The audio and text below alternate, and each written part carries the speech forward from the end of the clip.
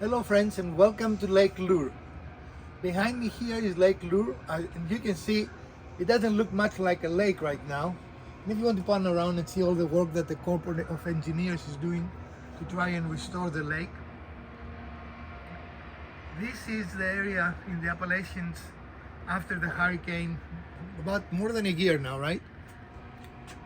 Devastated this area. And you can see across there some very expensive houses, but you get the sense of where the water was because you can see the boat launches, right? Yeah. So it's several feet below, and even here on our deck, you can see the lake was coming all the way where the grass almost starts, right? And you can see it's many feet away now. It looks more like a river than a lake, right? Mm-hmm. So today we are in the cabin here, and we just celebrate a little birthday and the Memorial Day. We're just celebrating things. Yeah. And I want to take the opportunity to show you this cabin a little bit, some of the details, because before there were professionals charging an arm and a leg to do basic things, people forget this country was built on DIY. And this cabin was built back in that era, right? Mm-hmm. It was built before electricity was really so commonplace. This house has been retrofitted with electricity, but it is clearly retrofitted, right? So I want to show you a couple of things of how people made everything here on the side using whatever wood they had, right? They didn't go to Lowe's and Home Depot and bought pre-hung doors. They made everything here. So everyone say do not do DIY, but the country was built on DIY. Mm-hmm. So I say the opposite. I say DIY. Do not just listen to the naysayers. So we're going to take a little bit of a tour of the cabin and show you all the interesting details. Stick around. You're still my favorite viewer, and this is going to be a very fun episode. They're very active in trying to, I'm not really sure what they're doing. They're dredging, trying to remove the silt and dirt and things that have washed down from higher up altitudes during that storm that has washed down into this lake area. And they've already taken truckloads, and they work almost 24/7, but they work every day, right? Yep, it's 7 days a week. I looked it up on their website, and they have already carted out hundreds and hundreds of tons of silt and dirt and debris, and they continue to work on this. And you can show that if you can, you might want to come a little closer. The Tonga truck. The Tonga truck. Yeah. Is that what it looks like? Yeah. And He's this filling is it up constant. now. Yep. This is constant, and probably millions of cubic feet of debris that they're removing. Yesterday, they were removing tree branches that they were on and tree trunks that they were in the water, right? Mm-hmm. So it's an amazing effort, and maybe we'll return in a year to see what they have done. They're definitely expanding and amazing, and you see another Tonga truck there. Mm-hmm. I'm amazed that they work even on a holiday weekend. You know, they don't stop the effort to restore this area. Right. And you want to show a little bit about those houses? These houses are amazing, and I can imagine when the lake was all the way by the houses, right? I mean, that must have been an amazing view. There's one over there that has all those layered, trying to get my finger into them, right there. They have a lot of tiered edges that they put in. The water is down a good 10 to 12 feet from the bottom of every one of these boat houses, the boat launches. Really beautiful houses over here. All right, let's go inside for a little bit.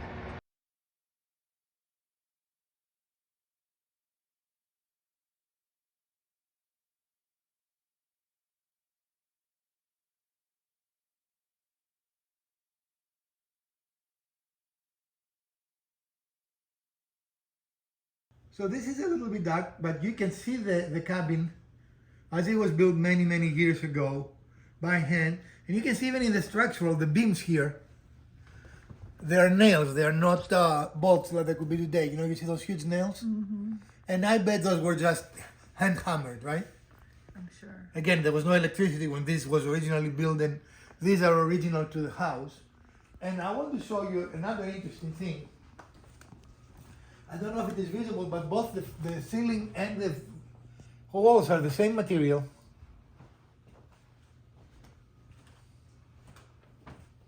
And they made the doors from the same material as well. Mm-hmm. So all the doors were, let's go to this door, the best. I'm sorry about the improv thing, but you know, as you can see, it's just the same plank boards, and between them is sandwiched plywood, a piece of plywood, right? Mm-hmm. And it is clearly that this was built here. This is not a ready-made door that you went and bought in the store. Right. But the thing that amazes me, I mean, look at these lumbers and how hard this would have been. Solid pieces of wood, you know, to bring that up and make this cabin look so beautiful. And again, it has been retrofitted with electricity, but you can almost feel how it was before electricity.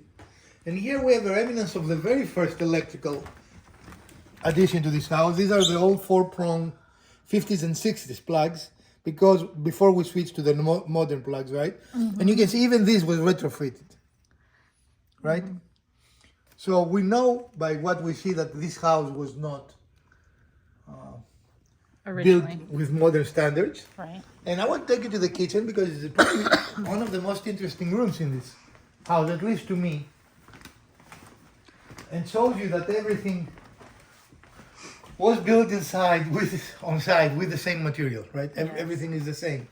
The cabinets, I mean, everything you see is the same, and it has that handmade charm. Mm-hmm. Again, you see why I do not like when creators these days say do not DIY. And you can see this has been loved. It's been very loved. It's many decades here, yes, right? Yes. And this is one of my favorite features, is this old porcelain drainer sink. But this was not DIY. No, but it's part of the history of this cabin, and it's the way they did it in the older days. And the butcher block behind you. And I just love that. And yeah, this butcher block here is just really, really nice. And again, it has been modernized at some point through. For example, this, you can see the difference between the modern wood material and the old that they use. I mean, this is store-bought. It screams, I'm store-bought, right? And obviously we've got modern conveniences like the microwave and the dishwasher and this nice gas look stove. At the difference. But this compared to the door. And I just love the handmade everything, right? I mean, no 45, everyone say, you know, if you don't make 45s, you're not a good woodworker, right? There is not a single 45 in this house. But joints with just a slight angle at the top to give it a little flair. A little interest. Yep. And it is a very, what you would call that, whimsical house. It is a beautiful house. It's just very charming. It has a very, it's very comfortable and very homey. So, because we are here celebrating Mrs. DIY birthday and taking a little bit of vacation time, we're not going to have a build for you today, but I thought it worth watching this. I mean, what do you think, Elpida? I'm just enamored by this beautiful building that has been here decades and decades, survived the latest storm, and which is a testament how well it was built, you know. For sure. We have a brand new house, as you know, but I don't think in 50 years it will be able to survive a storm like what they had in this area, right? And even behind you, again, the separation wall here, it was built with the same material, right? Yeah. Very simple trims. Everything is simple, everything, and yet it has an elegance to it, right? And you can see the craftsmanship in it, even though it is very simply done. It just has a lot of character, and this beautiful fieldstone Fireplace. Yeah. And of course, you know, everything creaks, and when you walk, you know, it has this beautiful, I don't know what sounds. you call it. It's the house sounds. The sense, you know, the beautiful feeling around it. So friends, DIY is not only saving money now, it is how the country was built back then in the 40s and 50s, you know. before marketing convinced you that you can only buy the best things, you know, we used to DIY. All right.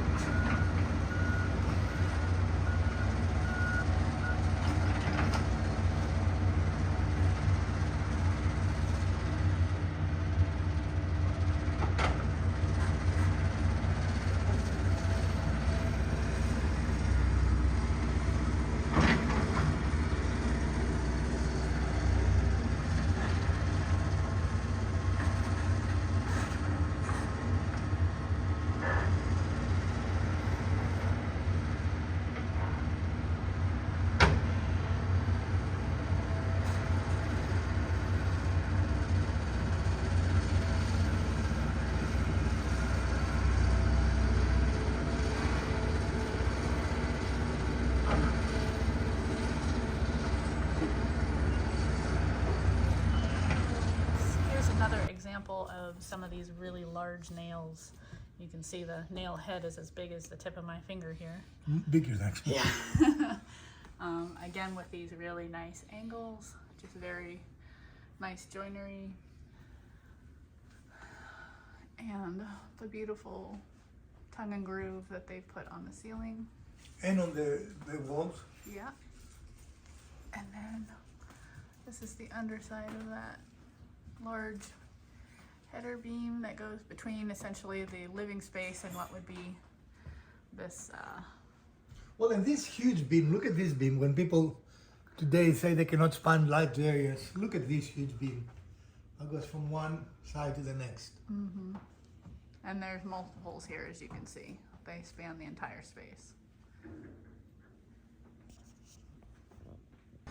Here we are on the exterior of the house. This is this is the side entrance, and it comes down these fairly steep stairs. These are steep, especially by modern standards. But you can see that they built this wall into the hillside to help maintain. Okay, that's not a left-handed operation. Okay, there we go. A really lovely wall here. I'm gonna back out our.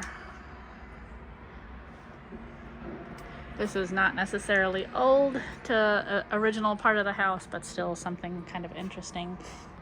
Probably locally made log furniture. Little fireplace here. And they do have some electrical elements here, which obviously are older. And some of it that's a little bit newer as well. I'm laughing because they put an exterior light in the hallway. Yeah, that's what we're showing you. This is part of the quirkiness of the old building, is that there's an exterior light down here in the hallway, the stairs that go downstairs.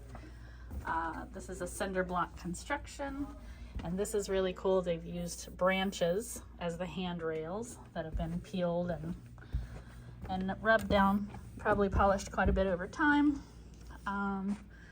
Something else that's really cool here is this old cast iron stove. And as you can see, it also has some natural stone surround, probably from local sources around here. Just really beautiful striations, and you can see the crystals in there. Let's see. Again, we've got the cinder block here. And so you can imagine how beautiful this would have looked with the water just where the deck is, right? And you can see across there working diligently and moving earth, and it's just amazing. The view here, even now the view is great. yeah, even without the lake being intact, the view of the mountains is beautiful. But you can imagine if everything you see between here and the houses across was water, how amazing this front would have been, right? These beautiful old chairs, nails. You know, when people were caring about function, not, oh my God, people would see nails. Big deal. Actually, They're beautiful. These chairs are fairly comfortable too. And as you can see, scale-wise, they're smaller than what we're used these days. Because people in the 40s and 50s were actually smaller. Yep. Even they were Mrs. DIY size.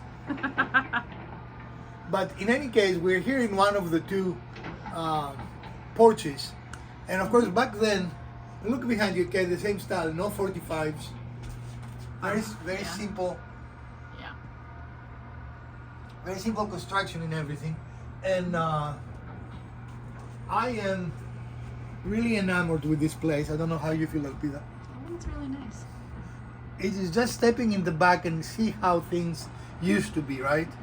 When people say they used to make them better. Yeah. I cannot tell you if it is better or worse. I can tell you it's different. Well, this house was for sure built to last. And you see everything is nails. Yeah. And could it be beautiful more beautiful when it finished, so the water will be really on your footsteps? Yes, absolutely. But for me, that is okay. Well, thank you for spending this few minutes with us. Again, we're here on vacation. We're not going to build anything for you today, but we hope you enjoy this as we enjoy it, right? I enjoy listening to the house at night. When you walk, the floors creak. They don't move. The house doesn't feel unsteady in any way. Oh no. It's just normal for older houses to have those. But they have sounds. These beautiful sounds, right? Right. Of an old house. Well, folks, we hope you appreciate this short episode. And if you did, we'll appreciate the thumbs up. If you didn't, hit the button twice. Share, like, subscribe. Let us know, do you like episodes like that are not necessarily building? And if you do, we'll make sure to give you some more behind the scenes to our vacations. From Professor DIY, Mrs. DIY, and Elpida, let's take a vacation together.